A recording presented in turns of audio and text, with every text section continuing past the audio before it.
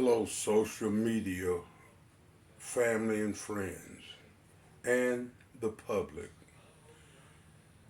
Again, this is an episode of my audio video book, A True Story by Willie J Mitchell, aka Pablo Crenshaw, a professional sports entertainer and the brother of Robin Charlene Mitchell, the former federal assistant district attorney for the Justice Department Presidential Drug Task Force. While I was her security, I lived with her during this period of her career. Uh, Now that my sister has retired and her daughter, who was involved in a car accident that I was framed for by Jason Westcott, he had these two officers to assault me, kidnap me, after they sodomized me sexually or aggravatedly in front of my son. My son gave them clothes to put on me, but she insisted on taking me outside naked because I begged her not to. The children were Latino and black and under the age of 10, mostly little girls. She deliberately exposed my private parts to them while he took the clothes my son gave him and followed her outside. She then bent me over the car after the children saw my penis and testicles. Now they're looking up my rectum and patted me down in front of the children, deliberately sexually assaulting children by forcing them to watch her grab my penis and pat my behind and then handcuffed me, took me to jail where I was greeted by revelers that acted like they were somehow transgender and inside a bachelorette party at the Chippendales where the guys dance naked for you. They put me on the floor handcuffed for over 8 hours. Now remember, I dialed 911 to go to the hospital. 6 hours later, they finally, one of them said, if the nigga die, I'm not going to have anything to do with it. They took me to the hospital, but they chained me, foot and hand, a day and a half. The next day I go back to a day and a half later, I go back to jail in general population. Remember, they refused to let me make a phone call while I was handcuffed, naked, laying on the floor. They refused to let me make a phone call at the hospital, handcuffed, foot cuffed, police sitting there with his gun. Sanders is the first one, told me I couldn't use the phone. Then I got sick and they had to rush me back. Now we're going on over 80 hours. I'm handcuffed, foot cuffed. I finally get to feeling better. I said, man, this is the most racist crap I ever saw. I'm telling the Roswell policeman. He said, we're going to kill you, and if we get a chance, we're going to kill that nigger president. That's when I said, no, you're not. I started screaming for the doctor and the nurse. They ran in. What's wrong, Miss Smith? He said they're going to kill me. He ran out. So now they want to calm the water. Before I go any further, September 15, 2006, a white van ran a red light being driven by a drunk white man. The officer on the scene, Officer Garcia, jumped in the car with us, and he said that the little girl was okay. He didn't know if my son had survived the crash because he wasn't making any noise and wasn't moving, but I was groaning, but I was unconscious. He said my son started to move and he had already ordered South Flight and the ambulance to come.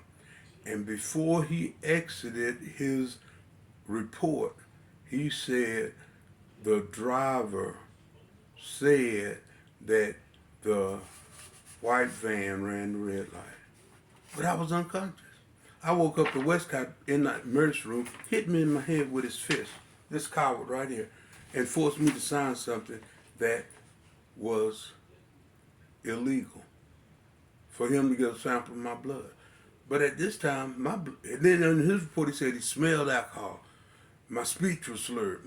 My vision was blurred. What? The doctor was told the nurse, when he regains consciousness, get me immediately so I can complete my evaluation, and I want him to stay overnight for observation. I didn't know this until after this fool had whooped my ass. But anyway, the FBI told me to get a lawyer. I got a lawyer, but I went to court, and this black judge named Myra Dixon let him take my child out the courtroom and threaten him. Try to make him say he gave him a towel to put on. I don't care what he gave you to put on me, which was a pair of blue shorts. It's in the property report. I have it. My living room was my bedroom. We had a one-bedroom apartment. My son was in the bedroom. That's why they didn't know he watched them sodomize me. She orally sodomized me, and he anal sodomized me, talking about a gift from Westcott. Well, I'm returning the gift to sender. This is my complaint. The FBI told me before they can get involved in this federal criminal act, they have to be brought in by the Internal Affairs, Fulton County Sheriff's Department, and I'm also turning in a complaint to the district attorney and sending one to the governor, along with video that I've made of the whistleblower, so everybody can be punished for the rape, molestation, and retardation of my two sons. I would never, as much as I hate these people for what they've done to my children, would wish any harm to come to their children. But remember, this criminal act is not going to go unpunished. You have sexually molested children. It's in the complaint. You have violated my 13th, 14th Amendment right. See, they can enslave you. I'm breaking away the chains of slavery right now. I'm a Nat Turner. I'm just not killing their ass. I'm a Shaka Zulu, but I ain't killing them. I'm more of a Jack Johnson. I'm more of a, Jack Johnson's trained to fight 32 rounds. So the fight has just begun. I'm more of a Muhammad Ali. He said if you got 100 poisonous snakes at your door, but 10 of them ain't poisonous, you're going to trust your instinct to let the 10 in? Talking about the slavery, the judicial system, the slave master. Myra Dixon, you they mammy. You wet nurse those malnourished children of the new slavery, the police. You refused to listen to my 911 call. Said I was guilty of public intoxication. How you guilty of public intoxication and you didn't get booked, charged a fingerprint? They said if you sign this, you can leave on your own recordings from the hospital. I left, and they charged me public intoxication. Over 8 hours. And the judge refused to listen to the 911 call.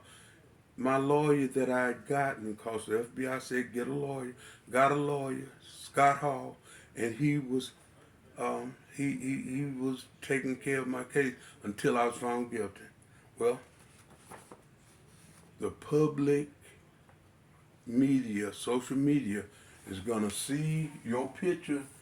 I'm posting it everywhere that you performed oral sex on me and deliberately took me outside because you said little Mexican girls and boys and little black children are animals anyway. Explain that to the world. Explain that you're homosexual. Explain that you're a racist coward. You should have never put your hands on me. I fought the Road Warriors. I fought Lex Luger. I fought the Nasty Boy. I fought Sid Vicious 3 times. I fought Ole Arn Anderson, fool. I'm Pablo Crenshaw. My father killed Koreans. His father killed Germans. And all of them could come back to America and vote before they could. It's time to even the till. It's time for the reckoning. Thank you. And again, big shout out to Officer Garcia for saving my son's life. You're a good law enforcer. That's right. These people performed a service as United States of America law enforcers. The judges and these people, Craig Swall, Susan Edline, J.R. Mathis, and Myra Dixon, all are guilty of fraud. Their job their jobs as law enforcers of the United States of America is to protect the citizens. After all the killing my father and his father and my uncles and cousins and friends have done overseas for a country that wouldn't let them vote, after killing people that came here and were able to vote, you owe me, and I'm collecting. Thank you. Stay in tune.